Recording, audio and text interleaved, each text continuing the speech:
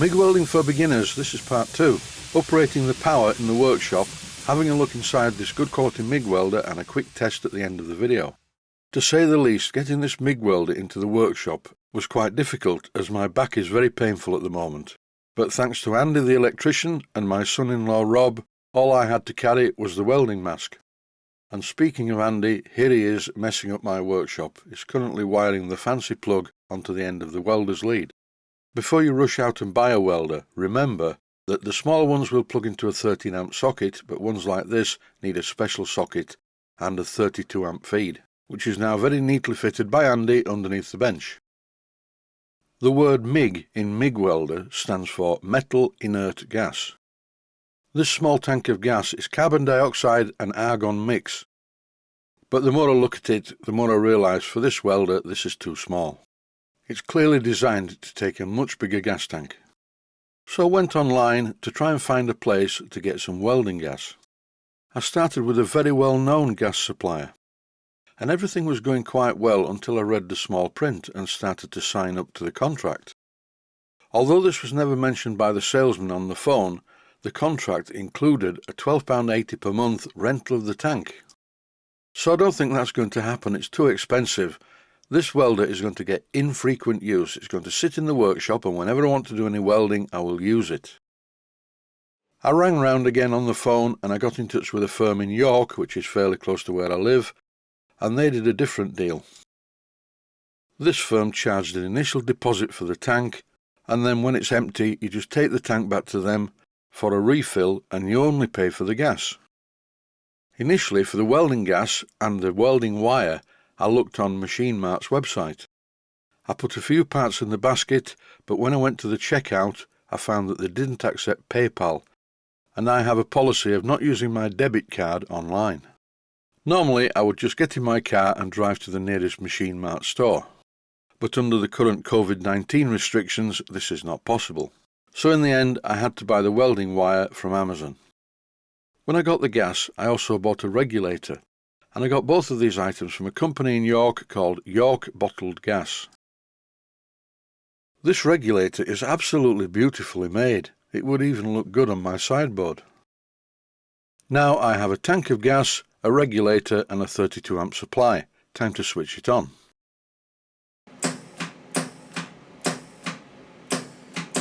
Yes, there's definitely gas coming out of there. If you look on the gas bottle, you'll see that it is argon, not a CO2 argon mix. Using argon as a shielding gas makes it possible to weld with other metals other than mild steel. The downside is that a cylinder full of argon is slightly more expensive than one with CO2 argon mix in it. Although, if I'm honest, the reason I bought the argon on its own is because argon is an inert gas, whereas CO2 is quite poisonous. Okay, the quantities are maybe going to be small, I don't know. But I really don't want to increase the level of carbon dioxide in my workshop. I don't know if this is a problem, but I'm taking no chances.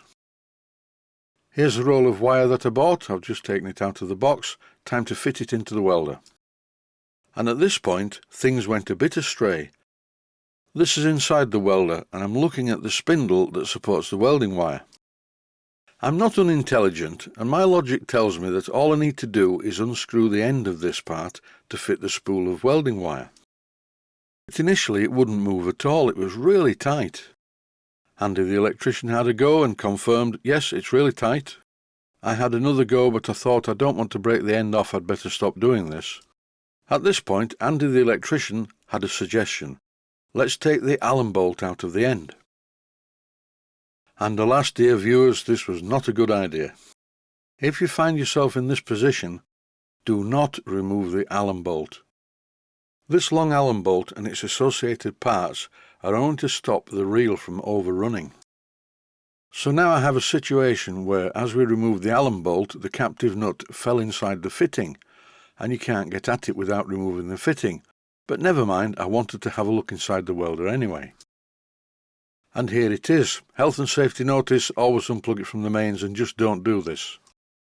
Remember, my friend Andy is a fully qualified electrician and I'm a keyboard player, so under no circumstances must you go inside welders of any type.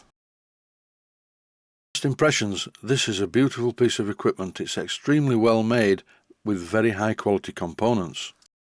Looking at the size of the transformers, now I know why this welder is so heavy. I was surprised to find though inside this welder a small fuse, especially owing to the amount of screws we had to remove to just get inside it. So what are my first impressions? Well, very good indeed. It's a really high quality piece of kit. Andy thought so too and spent quite a lot of time looking at the parts. I'm rather glad it worked out like this because I always look inside pieces of equipment. I've always had this curiosity. The main spindle was very simple to remove. Just 3 nuts, 3 spring washers and 3 washers. To stop the captive nut ever falling inside the fitting again, I decided to fix it in place using some medium viscosity cyanoacrylate adhesive. This will firmly hold the nut into the shaped moulding inside the unit, as you can see here. Don't use the runny stuff though, you need to use the medium viscosity, it's much more manageable. Now for a test fit to see how it all goes back together. And I'll give you a clue, it doesn't go back together like this. The part that I've just fitted on top of the main spindle housing are assembled as follows. A plastic washer, a spring and then the specially shaped plastic washer with the square on it, which then engages with the square hole on the spindle. Initially, would you believe it, we put this together wrong and sat and scratched our heads for a while. The reason I'm including this sequence is if I've done it wrong, then other viewers by new welders may make the same mistake, but not if you've watched this. How far do I need to tighten the Allen bolt? Well, the best way to figure this out is to look back at the video. This is what it was like before we touched it. And after refitting the spindle, it now looks like this, exactly the same. Now the hand wheel on the end is not very tight at all. We fitted the roll of wire, making sure that the hole in the roll of wire engaged with the peg, fitted the large diameter outer spring, and then tightened the plastic hand wheel, being very careful not to over-tighten it. A word of warning here, when you fit the wire drum and release it from the end, because it normally sticks through a hole in the side of the drum to keep it in place, keep hold of it. If you don't, it starts to unwind. But in no time at all, everything was okay. I opened the regulator on the gas, not knowing how much gas to let out. Here's the part I was looking forward to, trying out the solar-powered arc-activated welding head shield. And here we go, viewers, a first attempt at welding 2 very rough pieces of steel together. And I warn you, this is not pretty. I have to mention that at this moment in time, I am by no means a welder. I really do not have a clue. I'm going to enlist the help of some friends who are very good welders. 1 or 2 of them are even professionals. And there can be no excuses, this is a very powerful welder. It's really good indeed. And it's capable of much more than this.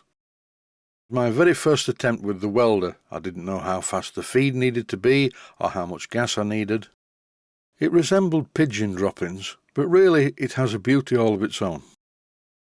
On the left the welding looks like mushrooms, the bit in the middle looks like a half-eaten dolphin, and there's even a limpet on the right hand side. I turned up the gas, I turned up the current and I turned up the wire feed. And now the welding, and I use the term lightly, looks quite different. I love the sound it makes. You will hear this in future episodes. It doesn't make a crackling noise, it makes like a hissing sound. What a lovely thing this is. You will see me get much better at this as the series goes on. That's it for now. Stay healthy, thanks for watching, and I hope you found it useful. Please take the time to visit my Mainsteam Models website and click on the section of the website that says Video Playlists. And by doing that, you can find other videos that you may like to watch. And by using the playlists, you can actually watch the videos back to back.